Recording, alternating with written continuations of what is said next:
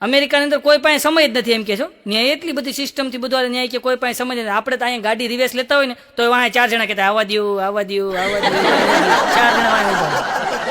અને ત્યાં અમેરિકામાં હોશિયાર હોય ને, હોશિયાર એને લોકો શું કે ખબર, વેરી ટેલેન્ટેડ. આપણે એમ કે વેરી ટેલેન્ટેડ, બહુ હોશિયાર હોય ને એને વેરી ટેલેન્ટેડ કે.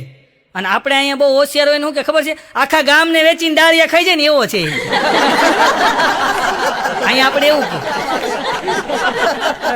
એક બેને તો ગૂગલ ને કીધું, હે Google, free dinner in 5 star hotel. ત્યાં ગૂગલે જવાબ દીધો કે તમે ગુજરાતી લાગો છો. ગુજરાતી કે ફ્રી ગોતે. અમે હમણાં અહીંયા અમે અમેરિકામાં હોટલમાં જમવા ગયા ને તો એક કપલ જમીન ઊભું થયું. તો મારી હારે જે ભાઈ હતા ને મને કે આ લોકોને તમે ઓળખો છો? મેં કીધું ઓળખતો નથી પણ હશે ગુજરાતી.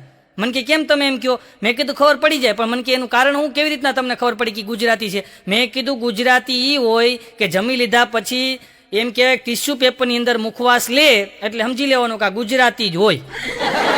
તો જ ટીશ્યુ પેપરમાં મુખવાસ લે ભાઈ. અહીંયા મોલ બહુ મોટા મોટા મોલ ભાઈ. ચલો બ્લેક ફ્રાઈડે દિવસે અમે મોલમાં આટા મારતા બોલો. તો મોલની અંદર ફરતા હતા ને તો ફરતા ફરતા અમે બહાર નીકળ્યા ને તો એક ગુજરાતી ભાઈ અમને હામાં મળ્યા, અમને ઓળખી ગયા. મને કે નવસાદ ભાઈ તમે કાંઈ લીધું? મેં કીધું હા. મને કે કાંઈ દેખાતું જ નથી. મેં કીધું સેલ્ફી લીધી.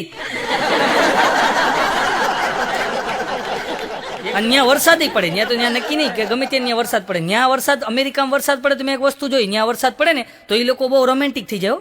હા, વરસાદ પડે એટલે એવા રોમેન્ટિક થઈ જાય, એ લોકોને એમ એન્જોય કરે વરસાદને, ને રોમેન્ટિક થઈ જાય, વાવ ગુડ વેધર ને એવું બધું બોલે. એ લોકો એકદમ રોમેન્ટિક થઈ જાય. અને આપણે અહીંયા વરસાદ પડે ને એટલે તરત બોલે, એ હમણાં લાઈટ જાય.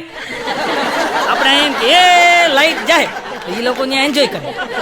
અને આપણે એમાં ફરક એટલો કે ત્યાં વરસાદ પડે ને, અમેરિકામાં વરસાદ પડે એટલે અમેરિકન પત્ની શું કે ખબર છે, ચલો લોંગ ડ્રાઈવ પર જાવી છે, એટલે આગળ બહુ લાંબી ડ્રાઈવ ઉપર જવું છે એમ ફરવા. અને લંડનમાં વરસાદ પડે તો એ લોકો શું કે ખબર, ચાલો ક્યાંક નવી વાનગી બનાવીને આજે ખાઈએ. અને આપણે અહીંયા વરસાદ પડે તો આપણી ઘરવાળી શું કે ખબર, આ દોરી બાંધો, મારે લુગડા ક્યાં હુકવવા. એ દોરીઓ બંધાવે બોલો. અને ત્યાં અડધું બોલે ભાઈ. ત્યાં છે ને કોકા કોલા હોય ને એને કોક કી. હા, ત્યાં અડધું બોલે, કોકા કોલા ને કોક કી. તો એક જગ્યાએ અમે ગયા ને તો મને કે ચાલો નવસાદભાઈ જમી લેશું. તો મેં કીધું ચાલો જમી લેશું. મને કે કોક સાથે ફાવશે? મેં કીધું તમારું બનાવેલું કોક હારે ખાવાનું? મને કે એમ નહીં ભાઈ, અહીં કોકા કોલા ને કોક કે છે. તમે એમ બોલો ને કોકા કોલા હારે ફાવશે. અડધું હું કામ બોલો જ કીધું, આખી વાત કરો.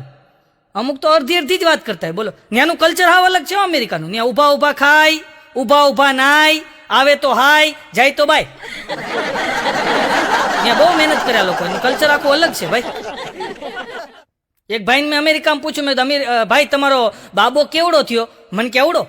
મેં કીધું કેમ અવડો થયો? મને કે હું જ્યારે જાઉં ત્યારે હૂતો જ હોય, સવારે આવું તો હૂતો હોય, આજે જાઉં તો હૂતો હોય. એ રાજપાળીમાં નોકરી કરતા જ બોલો. અમેરિકાની અંદર મહેનત ઘણી છે ભાઈ. ઘણા લોકો એમ કે પણ અમેરિકાની અંદર ખૂબ મહેનત છે. અને જે ગુજરાતીઓ એમ કહેવાય કે આ ગુજરાતમાંથી બહાર ગયા છે, અમેરિકા હોય કે કોઈ પણ દેશની અંદર ગુજરાતીઓ ગયા છે, એ ગુજરાતથી બહાર ગયા છે પણ એના હૃદયની અંદરથી હજી ગુજરાત બહાર નથી ગયું સાહેબ.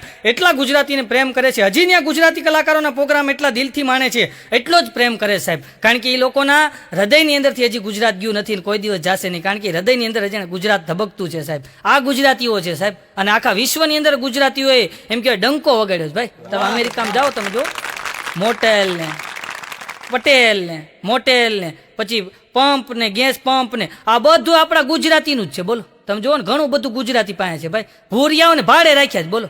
આ એટલી જાઓ જલાલી ગુજરાતીઓની છે ભાઈ. એટલે ગુજરાતી તો ગુજરાતી સાહેબ. એક ગુજરાતીને જોવે ને તોય મરી પડે એવા ગુજરાતીઓ છે સાહેબ. આ વિદેશની અંદર જે વસે છે ને એ ગુજરાતીની વાત છે. એક ભાઈ મને કહેતા હતા, મને કે અમારી સિસ્ટમ એવી છે કે અમેરિકામાં કે પતિ જેટલું કમાય ને એટલું જ એની હારે મહેનત કરીને પત્ની પણ કમાય, અને પતિ જેટલો પૂરો પગાર લે.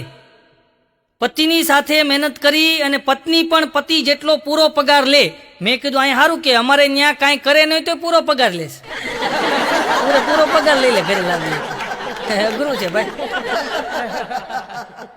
અમે એરપોર્ટ ઉપર ઊભા હતા ને તો એમાં થયું એવું કે એરપોર્ટની તો લાઈન બહુ, ને અત્યારે બધાને ઇંગ્લિશ તો બહુ બોલવું હોય, આવડે કે ન આવડે ઇંગ્લિશ બોલતા હોય. તો અમે બરાબર એરપોર્ટ ઉપર લાઈનમાં ઊભા હતા ને તો એક ડોસીમાં આવ્યા બોલો. ડોસીમાં આવીને મને કે કિસમી.